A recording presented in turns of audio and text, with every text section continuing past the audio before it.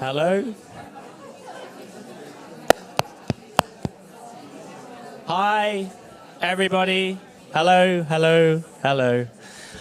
Welcome to the Venture Pitches Round. It's not really a pitch. See it more as the amuse-bouche of these wonderful ARC ventures, past and present, who are going to give a very short, about 3 minutes, summary of what they're about. I want thunderous applause at the end of each one, so that's your job. And their job is to keep it to roughly 3 minutes.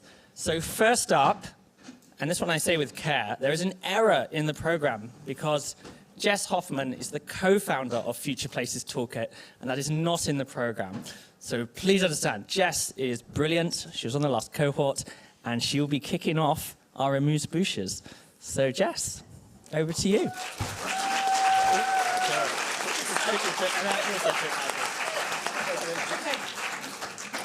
Hi. So what comes to mind of a local planning consultation? Maybe a town hall meeting with boards, post-it notes, a group of residents who are disgruntled, dissatisfied, even bored. Future Places Toolkit turns these unhappy and uninspiring meetings into fun, engaging, constructive consultation events. We turn planning consultation into immersive, exciting events for communities. We do planning consultation differently by using immersive technologies. We improve plans and approval outcomes for civil engineers, architects, town planners, and communities, helping get the homes and infrastructure areas need built. The current consultation process is outdated, ineffective, costs everyone involved time and money, and is crying out to be updated. Current consultation methods tend to be unimaginative, dry, surface level. They fail to enable constructive feedback or meaningful insights. And this creates pushback from the public when designs don't align with their visions. Our solution is a bespoke software and facilitated service that enables those responsible for engagement to overcome all of these problems. We use immersive technologies to create interactive, in-person events to inform, engage, and consult with communities about proposed developments.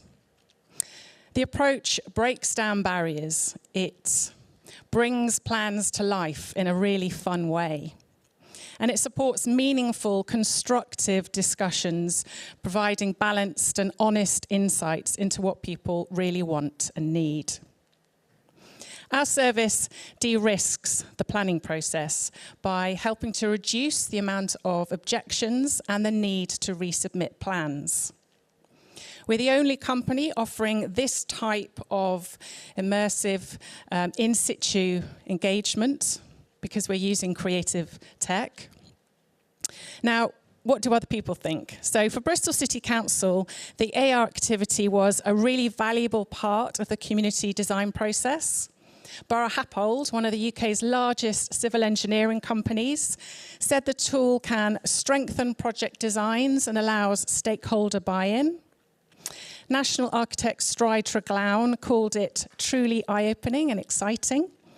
And Cowshed Communication, who led on engagement, said the approach was transformational. We've recently secured a convertible loan note from Impact U. And we're also seeking further investment.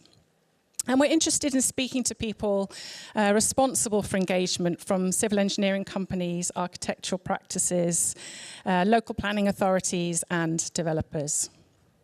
So we're Future Places Toolkit. If you'd like to help us to engage everyone with shaping the future of their places, we would really like to talk to you. Thank you very much.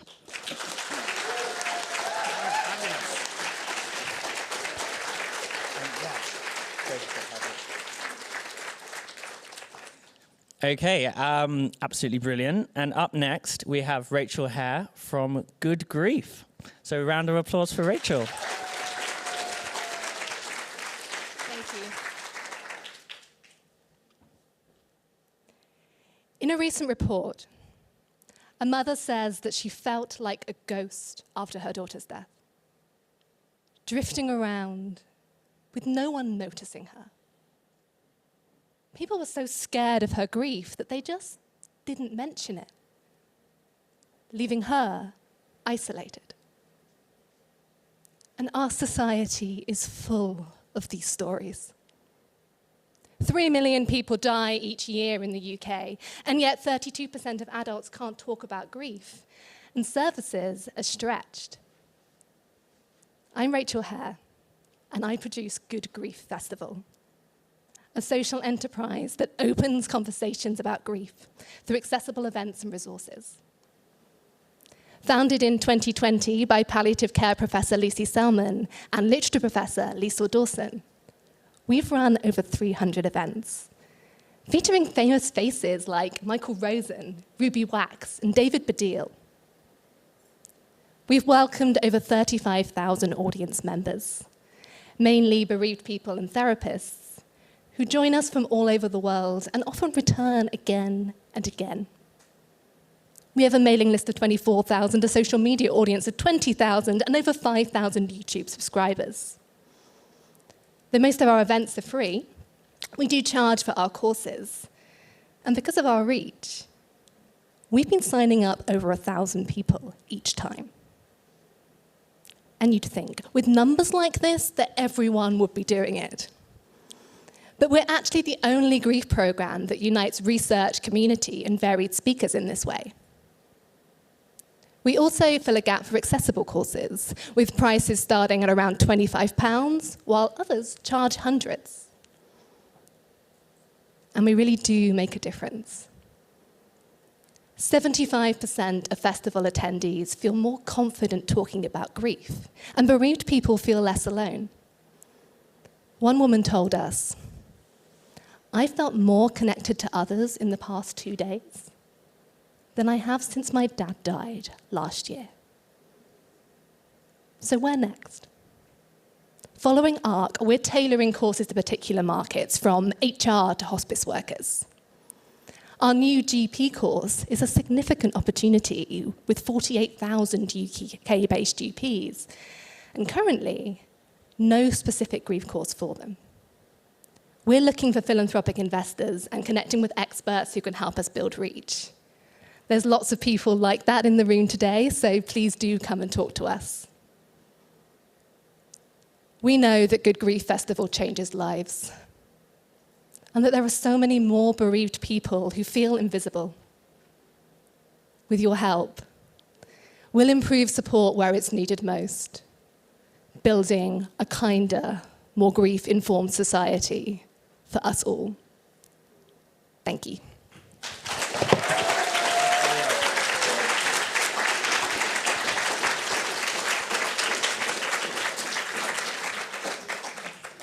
Up next, we have Hannah Bunting, Director of the Election Centre. A round of applause for Hannah.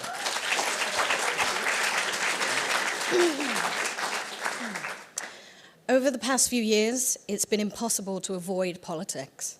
All around us, we see stories that the two traditional parties are in crisis, that there's widespread instability, and that swathes of political change is on the horizon. What this is doing is this is causing anxiety and uncertainty in the public, in businesses, and in the third sector. But this narrative is only half the story. There are more than 300 local authorities, each with their own rich stories, where some of these things are happening, some have in the past, and some of them aren't. As citizens and as decision makers, you need to know what's happening in your local area, and the current information landscape misses the wood for the trees. That's where we come in. The Election Centre data platform helps journalists, businesses, citizens, and researchers understand their local area and its nuanced political stories, so they can make informed decisions for real-world change. The Election Centre has a unique data set of 125 years of local democracy, covering every area in England and Wales, and more than 1.4 million data points, all created and maintained by academic experts in the field. Our web-based tool gives you real-time access to the latest political trends, where you can create and download your own visualization 24/7 wherever you are. For example, perhaps you're a journalist working for Reach PLC, and you've been sent to Plymouth to cover the latest political scandal of tree felling. True story. Our data, even with no prior knowledge, allows you to see the volatility in the area, how it's swung from Labour to Conservative and back, and links this to long-term trends so that you have a reliable and informed article before your editor's deadline. Not only do we have our web platform, but at the Election Centre, we also offer bespoke, rigorous analysis for your or your organisation's individual needs. For instance, now imagine you're a housing developer trying to meet the government's 1.5 million new homes target before the end of this Parliament. You need reliable information on the local council makeup, the demographics of an area, and the expected political change for the sites you're selecting. You can commission our analysis to drive your strategic planning and help beat both financial and social targets, so you deliver the right homes for the people that need them. We all play a part in our democracy and in the health of our society, so what can you do today? As an early adopter to our platform, you can help shape the impact by signing up to our newsletter. Members will hear the latest updates, and you could be the first person to create a data visualization for your local area. Scan our QR code or come and find me to discuss how you can be part of the change. As the ESRC said in their strategy, we know that in an increasingly complex and uncertain world, the need for good quality data has never been more pressing. I'm Dr. Hannah Bunting, and you can join us at the Election Centre, where our data is helping decision makers change lives for the better. Really, really good.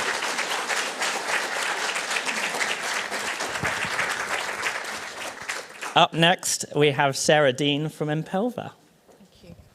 Thank you. Good afternoon. We are EMPELVA, and we promote pelvic floor health for all women. Now, I'd like you to take a moment to think of this scenario. Imagine yourself out in public with friends or maybe work colleagues, or maybe here today. Suddenly, unexpectedly, you sneeze. You have that unmistakable sensation of wetness. You weren't expecting it, you're not prepared. You suddenly think, can I leave? Where's the nearest bathroom? Has anybody noticed? Sadly, this is the situation for millions of women and people assigned female at birth in the UK. It's not a one-off event, it's a daily reality that nobody talks about. These problems, pelvic floor problems, affect 1 in 10 young people, 1 in 3 going through pregnancy and childbirth, and then around menopause, it's 1 in 2. And it has physical health consequences and mental health consequences. It's shaming, it's embarrassing. And it costs containment products, hundreds of pounds a year for a woman. And then those containment products have plastic in them, so it costs our environment. And of course it costs the NHS. Now, it doesn't have to be like that. The good news is pelvic floor muscle exercises are a simple solution that can prevent these problems, and they're used to treat these problems. And we at EMPELVA have a mission to train and educate and empower people who work with women to make sure that pelvic floor health is a fundamental part of health and well-being throughout a woman's life. We've developed proven models of delivering structured, brief, evidence-based training for providers in maternity services and primary care. And we're beginning to expand into community sports. Our low-cost train-the-trainer model empowers these people to start the conversation with women, ask about symptoms, and teach them the exercises. We've begun licensing our products with NHS maternity units, and we've piloted in primary care. Now we need your help. I see around here, Christmas is coming. So I'm looking for angels. maybe perhaps an investor angel who could support us to scale and spread the impact of this work. But really, we're looking for connections, people with experience in the NHS, in primary care, perhaps also private healthcare, leisure and sports. Come and join us. Get in touch, because we're EMPELVA, and together we can smash the taboos, get people talking about this, and raise the standard of pelvic floor health for all women. Thank you.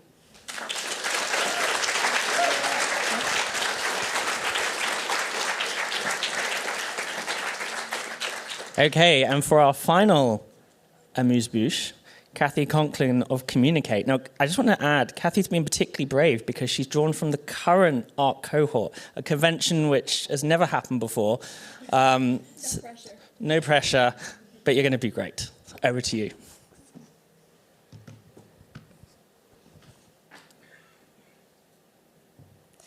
So, as was just said, I'm here today to talk to you about CommuniCaITE. I am a professor of psycholinguistics at the University of Nottingham. I have more than 20 years experience eye-tracking people while they read, so seeing where they comprehend when they read and where they don't. And I have more than 10 years experience consulting with companies on readability. I have developed CommuniCaITE in conjunction with colleagues in mathematics, machine learning, and AI. And our goal is to make communication accessible because understanding should not be a privilege. So as we all know, we're all very familiar with, life often revolves around contracts, terms and conditions, legal agreements. But the problem is that many customers simply don't understand these. You might be surprised to learn that 1 in 20 adults in the UK have the reading age of a 5-year-old. And 48% of 16 to 34-year-olds have the reading age below that of an 8-year-old. Alongside this, accessible communication is often a legal requirement. So in the UK, the Financial Conduct Authority's Consumer Duty Act requires documents and information to be accessible. We also have legal requirements for health and web content. Companies need to ensure regulatory compliance in order to avoid fines, to avoid reputational damage. However, they don't always have a good idea of how to achieve accessible communication. And that's where CommuniCaITE comes in. We provide a readability solution for accessible communication. It operates as an MS Word plugin because potential customers told us that they draft their documents in Word. The tool identifies where written communication poses challenges for different readers. It integrates data from real-world sources. So I have 20 years worth of data looking at where people understand what they read. We also have 20 years of data of what words people know and what they don't.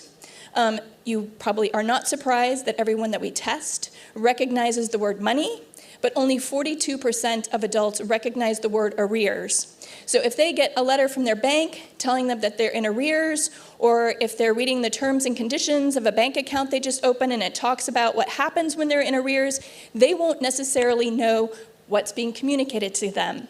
So CommuniCaITE uses multiple sources of information. It's based on real readers' data, so what real people read, how they understand it, words they know, and words they don't know. We incorporate this with machine learning algorithms and mathematical modeling to produce our tool. So we believe that CommuniCaITE offers a significant commercial incentive because when people understand products and services, the terms and conditions that they're agreeing to, insurance and financial documents, there are fewer legal defaults and legal challenges. Based on my more than 10 years consultancy work that provided bespoke readability assessments for companies, we know that customers want what CommuniCaITE's offering and that they're willing to pay for it, importantly. Over the summer, we carried out a 2-month proof of concept pilot with a regional East Midlands law firm who tried our Microsoft Word plugin. They paid for around 15 lawyers to use it, and they tested its utility and effectiveness in assessing the readability of the documents that they were drafting. They indicated that they are interested in a commercial version of CommuniCaITE because they found that it substantially improves the readability of the documents that they write and they produce.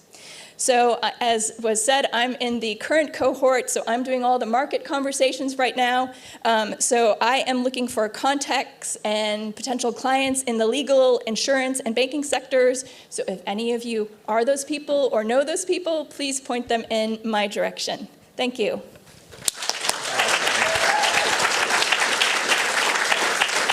Okay. Yeah. Okay, we'll have one quick last thunderous round of applause for all the speakers. Very good.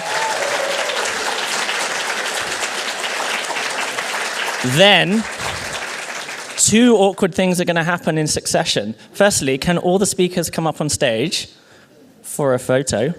But joke's on the audience, because they were then going to take a photo of the audience. So the people over there, you'll have to start kind of drifting into photo lens view. Thank you. No escaping. The doors are locked.